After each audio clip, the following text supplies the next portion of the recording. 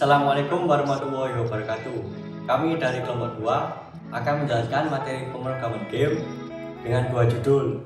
Yang pertama adalah Goals and Genders dan yang kedua Marketing and Maintenance. Sebelum masuk ke materi, saya akan memperkenalkan anggota kelompok 2 terlebih dahulu.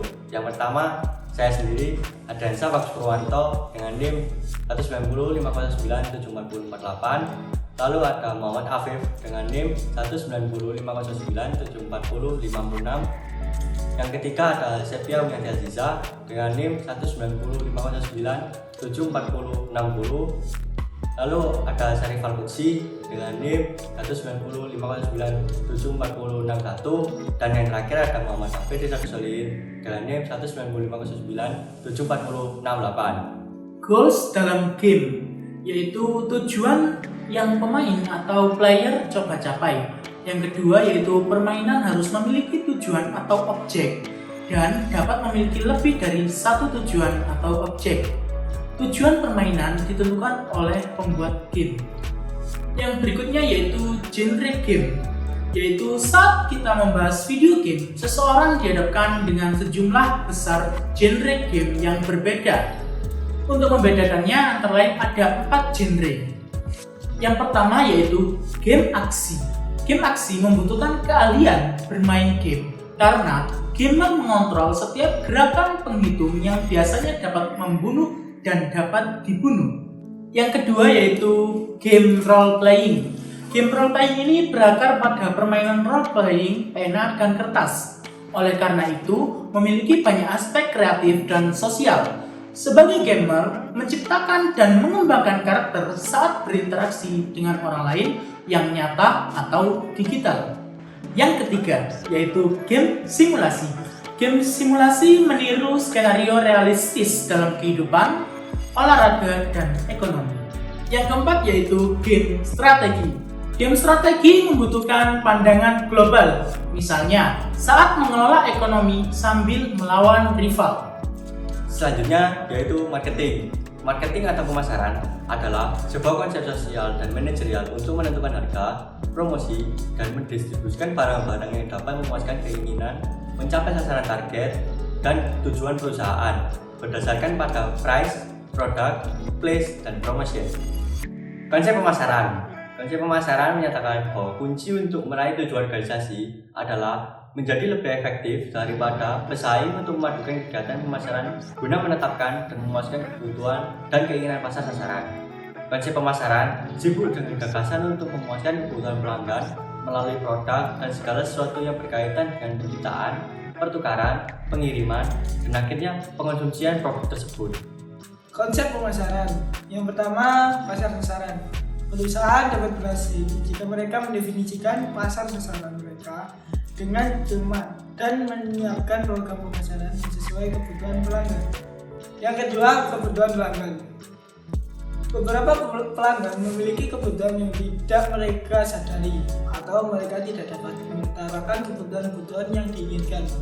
Secara umum, perusahaan dapat menangani permintaan pelanggan dengan memberikan apa yang mereka inginkan. Kemudian, kunci untuk mempertahankan pelanggan adalah kepuasan pelanggan. Pelanggan yang sangat puas mampu menjadikan konsumen lebih setia. Yang ketiga, pemasaran terpadu. Pemasaran terpadu berjalan dalam 2 tahap. Pertama, beragam fungsi pemasaran seperti tenaga penjualan, periklanan, manajemen produk, riset pemasaran, dan lain-lain. Yang kedua, pemasaran harus dikoordinasikan dengan baik dengan bagian tim perusahaan. Pemasaran tidak akan berjalan jika dia hanya berupa satu departemen. Ia akan berjalan hanya jika semua pegawai menyadari dampaknya terhadap kepuasan pelanggan. Yang keempat yaitu profitabilitas. Tujuan konsep pemasaran adalah membantu organisasi mencapai tujuan mereka. Bagi perusahaan swasta, tujuan utamanya adalah laba.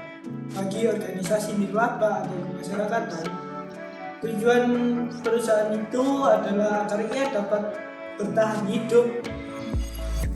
dan mengumpulkan cukup dana untuk melaksanakan kegiatan mereka. Perusahaan menghasilkan uang dengan memusatkan kebutuhan pelanggan lebih baik daripada pesaing. Kemudian ada gambar tentang evaluasi pandangan tentang peranan pemasaran dalam perusahaan. Yang gambar pertama yaitu pemasaran sebagai fungsi yang setara. Fungsi pemasaran dipandang sebagai salah satu dari beberapa fungsi bisnis yang sederajat dalam hubungan yang saling mengawasi. Kemudian gambar kedua yaitu pemasaran sebagai fungsi yang penting. Kekurangan permintaan membuat pemasar dapat menggunakan bahwa fungsi mereka agak lebih penting daripada fungsi yang lain.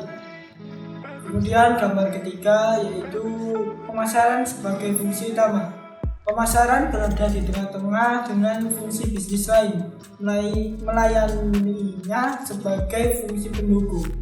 Kemudian gambar keempat yaitu pelanggan sebagai fungsi pengendali. Pemasar yang lebih memahami masalah dengan menempatkan pelanggan di tengah-tengah perusahaan. Kemudian gambar terakhir yaitu gambar kelima, pelanggan sebagai fungsi pengendali dan pemasar sebagai fungsi integratif. Pemasar sebagai integratif dengan menempatkan pelanggan di tengah-tengah perusahaan. Selanjutnya, elemen pemasaran. Suatu proses menawarkan produk dengan menggunakan berbagai macam cara, seperti yang pertama, promosi. Promosi merupakan sejenis komunikasi yang memberikan penjelasan yang meyakinkan calon konsumen tentang barang dan jasa. Tujuan promosi yaitu memperoleh perhatian, mendidik, dan meyakinkan calon konsumen. Yang kedua, periklanan. Periklanan adalah penyajian materi secara persuasif kepada publik melalui media massa dengan tujuan untuk mempromosikan barang atau jasa. Konsumen menggunakan iklan untuk mempelajari dan akan alternatif yang ada dan untuk mendapatkan informasi yang mereka gunakan untuk menyeleksi alternatif. Yang ketiga, penjualan personal. Menurut Pandi Jiptono, penjualan tatap muka adalah komunikasi langsung antara penjual dan calon pelanggan dan membentuk pemahaman pelanggan terhadap produk sehingga mereka kemudian akan mencoba membelinya. Dalam penjualan tatap muka, ada beberapa faktor yang harus diperhatikan menurut Jiptono, yaitu A. Sumber daya perusahaan, B. Karakteristik pasar sasaran, C. Karakteristik isi produk, D. Kebijakan saluran distribusi, E. Kebijakan harga. Selanjutnya, publisitas dan hubungan masyarakat. Publisitas dan hubungan masyarakat memiliki peranan yang sangat penting dalam pemasaran. Hal ini karena perusahaan tidak hanya harus berhubungan secara konstruktif dengan pelanggan, tetapi ia juga harus berhubungan dengan kumpulan kepentingan masyarakat yang sangat besar. Dalam pemasaran, kedudukan hubungan masyarakat bertindak sebagai mediator antara organisasi dengan publik. Word of mouth merupakan alat komunikasi dari mulut ke mulut yang dilakukan melalui pembicaraan dua orang sekaligus, baik secara sengaja maupun tidak sengaja. Informasi word of mouth ini biasanya lebih banyak terjadi apabila konsumen merasakan kepuasan dengan adanya produk atau jasa yang ditawarkan dibanding rasa ketidakpuasan yang diterima oleh konsumen. Tujuan dari word of mouth ini adalah meyakinkan konsumen tentang produk dan jasa dengan cara menyampaikan pesan tentang keunggulan produk. Pemasaran langsung adalah perkembangan baru dari komponen bauran promosi dengan teknik komunikasi yang berhubungan langsung dengan pembeli. Strategi dalam pemasaran adalah suatu proses perancangan jangka panjang yang disusun untuk mengantarkan pada suatu pencapaian akan tujuan dan sasaran tertentu dalam suatu produk dengan menggunakan berbagai macam. Selanjutnya, maintenance. Pada tahap ini dilakukan 1.